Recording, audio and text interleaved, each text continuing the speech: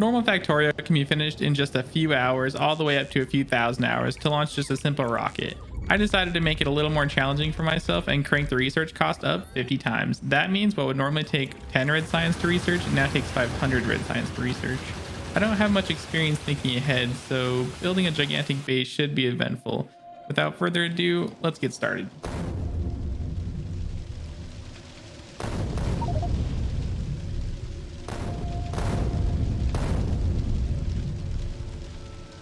Well, there goes my ship.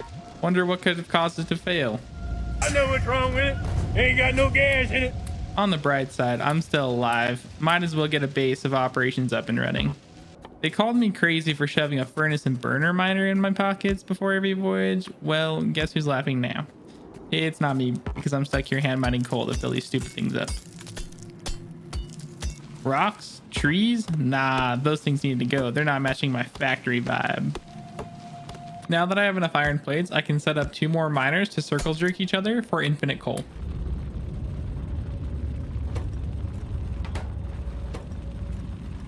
Even though this run is supposed to have 50 times the science cost, the Factorio developers took pity on me and prevented the automation science from ever costing more than 10 red science.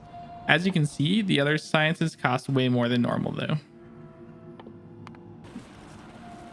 You know, it's kind of dark. I can't really see anything. Let me just eat a few carrots and see if that improves my eyesight.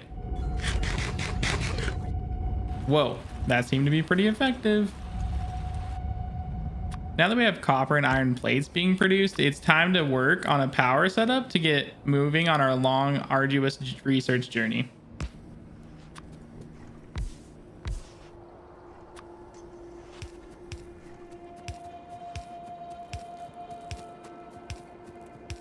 I don't have the resources to send a belt of coal to the boiler yet, so this measly chest and inserter will have to do for now.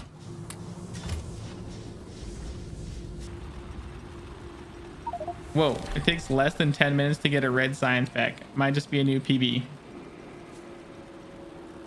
That's automation and research complete. Now the game can really begin. For now, I'll hand feed some assemblers to get some intermediary products to speed up handcrafting. That's a little trick I picked up from my Factorio 2 playthrough.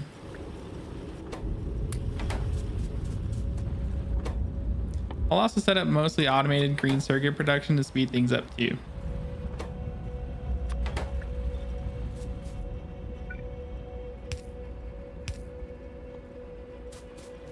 Probably wouldn't hurt to set up a little mall for now so I can have some buildings I'll need quite often available at a moment's notice.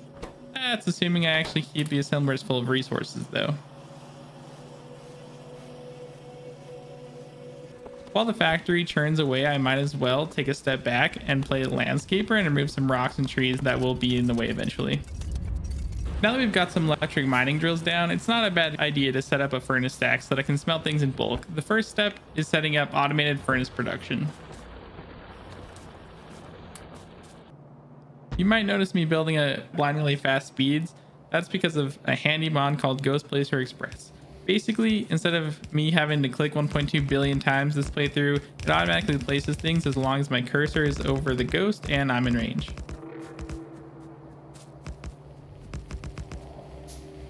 It's about time I automate belts and inserters, so when I need 200, I won't be stuck handcrafting every single one. Conveniently, the power goes out in the middle of me setting up the assemblers, demonstrating the exact reason why I need so many belts to get coal down to the boilers.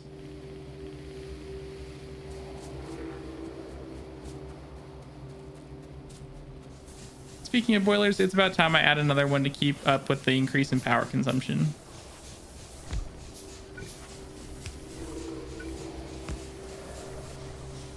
Because I don't have enough belts to get all of the coal down there for now, I'll keep up the unreliable chest method.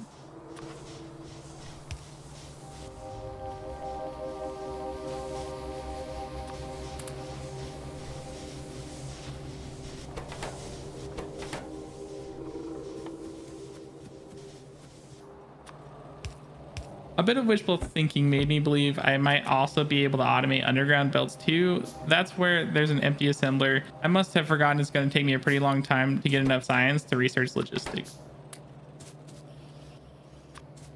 It's a little weird having a furnace stack but no splitter to evenly fill the belts with coal and iron ore. Luckily, there's not a huge demand for iron just yet, but it still feels wrong to connect just one side.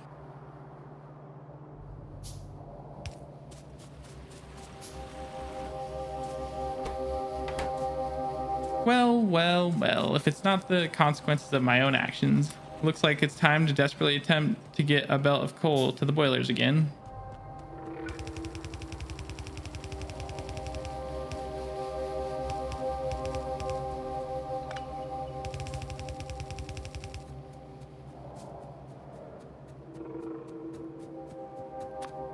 Just kidding. I'm going to place down the inserter that should have been there to begin with. Looks like it was just an issue between the chair and the keyboard. If it's not painfully obvious, I have a squirrel in my brain that focuses on the wrong problems. Instead of permanently fixing the power problem, I route the coal to the furnace stack instead. It probably would have been worthwhile to at least have a chest full of iron feeding my mini mall, but instead I opt for hand feeding literally everything, with iron in an ignorant attempt to finish setting everything else up. I finally realized it's probably a good idea to somewhat automate research. If I'm going to fumble around my base for hours, I might as well learn things in the process.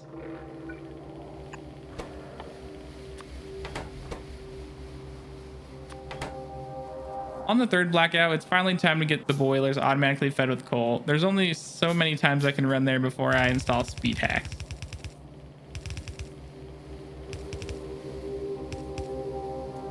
And as a reward for automating pollution, the native fauna has decided to visit my base and show their appreciation. Unfortunately for them, my mommy packed a Glock 45 in my lunch bag.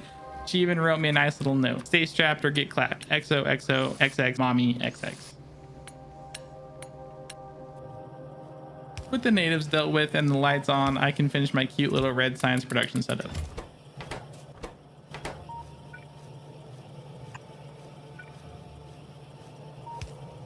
Another one.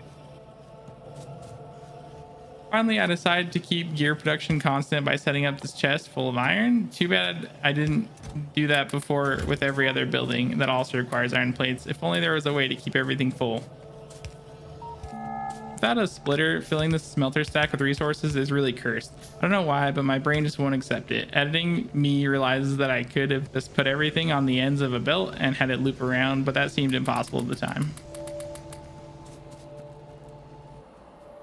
The thing XX Mommy XX did forget to pack was the little sushi rolls I love so much. Oh well, teach a man to fish and he'll eat for a lifetime, or in my case, until the factory pollutes the lake and all the fish die. I might have entered the wrong neighborhood, but I still managed to come out on top over these locals. This is now property of the factory. With those biters taken out, it's probably worth investing in a copper smelting array too.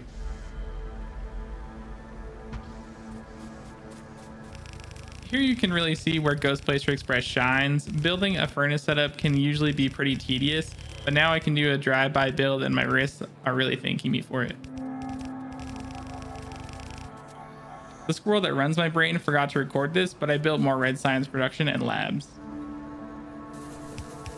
With so many machines now, it's a good time to get more power being generated. We're going to need a ton of it to run everything.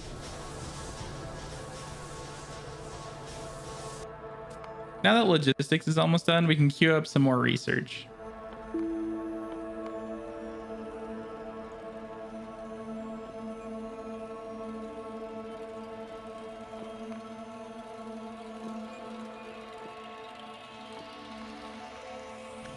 I can finally get rid of this abomination and set up splitters for some smelting arrays. It shouldn't be much more of a problem to get copper going too.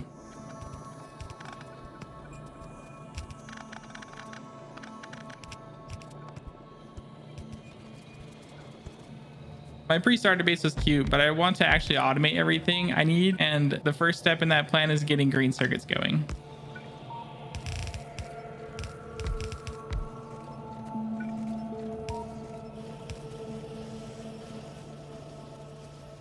Now we can actually get a proper mall up and running, so I won't need to handcraft much going forward.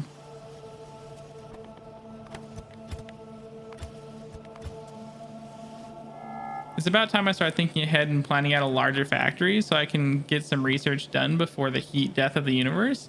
As you can see, it's going to take a lot of buildings to get a measly 30 science a second and 1800 a minute. For now, I'll have to build something a little smaller until I can unlock cliff explosives to clear up some space.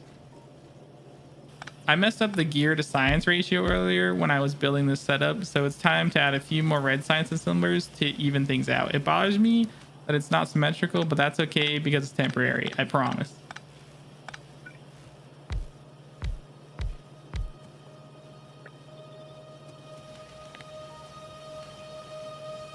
It ain't much, but 120 science per minute will help keep the progress bar moving. Told you the science setup was temporary. This one is symmetrical and produces the same amount of science.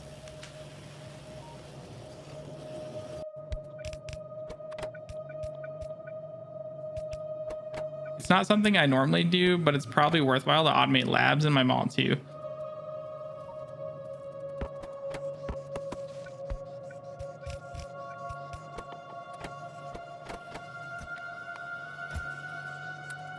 Now that we're absolutely flush with science, it's time to start with a few more labs to actually consume the science at a reasonable rate.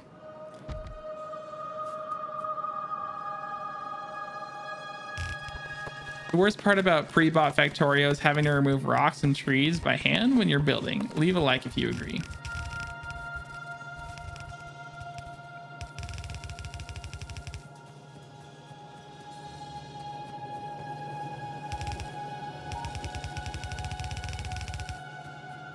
With no other real resource sink, I decided it's best to double our red science production. It'll hopefully speed up our way through some of the early game quality of life research.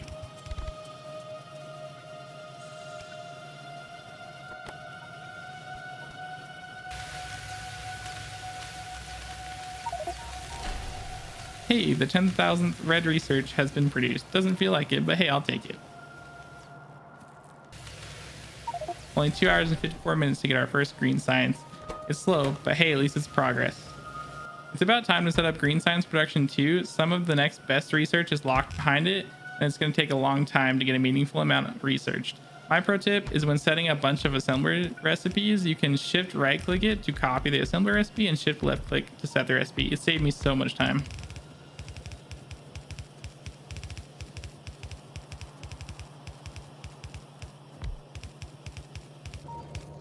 Time to get the green science all hooked up to get that churning away. That's going to do it for this episode of this challenge. I want to thank you guys so much for taking the time out of your day to watch my video. I hope you enjoyed it and have a wonderful day.